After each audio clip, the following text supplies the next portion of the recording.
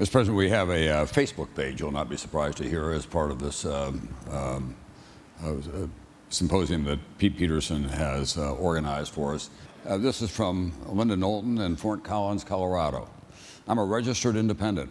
I believe that we must raise taxes and make radical cuts to entitlements in order to ensure that my daughter and her friends won't have a lower quality of life because of our borrowing excesses. How on earth do you get the Democrats to agree to the entitlement cuts and the Republicans to admit that taxes must go up and not just for the rich? This is some of what we've been talking about here, but this is the essence of what a lot of people out there in the middle feel. Well, I think, first of all, I think you ask people to actually read what Simpson Bowles did on Social Security. You should read it. I've read every word of the Simpson Bowles report. If you haven't read it, you should read it. And on the corporate tax reform thing, for example, I agree with what they did. They would raise slightly more money by flattening rates. The one thing they want to do that I disagree with is get rid of the R&D tax credit. I think that's a mistake. We're already 17th in the world in the generosity of our research and development tax credit, and we're trying to get high-end manufacturing back to America. We're getting a lot of it, and manufacturers increasingly like to have R&D done at the site where they do manufacturing. But otherwise, I think, you know, those two things are good. On the Medicare entitlement, you have two problems there.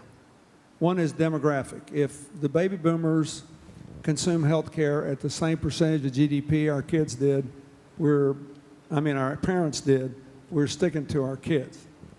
About, I would say, $200 billion of the $1 trillion difference in what we pay under our system than we would pay if we had any other advanced country system is because of diabetes and other lifestyle-related things that older people and children do. So we have to deal with that. I think the Democrats, I think, could be induced to do some of that, to actually make changes in the law and the distribution system of food and what's being done in the schools. You already see a little of that would deal with that. About $500 billion of the difference is because we still pay for procedure and not for performance. But one of the reasons I don't want this health care bill to be repealed is at least it has the germ in it of these accountable care organizations which are paying for performance and not for procedure.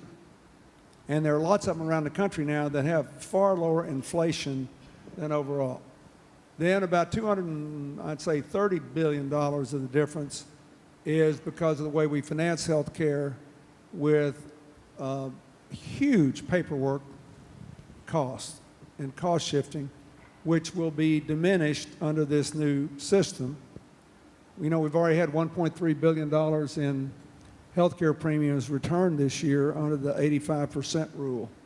So I think the Democrats should be willing to gamble that the ideas that are just floating around but not pushed through in this budget. The difference in the Obama plan and the one I passed is that mine had less government, but it did have a very hard health care budget because every other country in the world has one.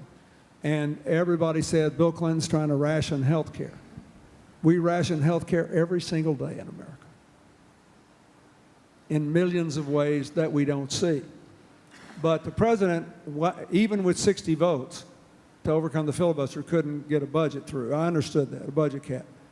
So I think that we could get the Democrats into this if they thought that they weren't going to be accused of putting the country at risk by taking defense reductions that are basically related to ending the wars in Iraq and Afghanistan and shifting to more mobile forces like these special forces like the Navy SEALs that went after bin Laden. You know, there's a whole lot of effort now being exerted to training to figure out how we can deploy mobile forces even more quickly, where technology is going, and we don't need a Cold War military structure to do that.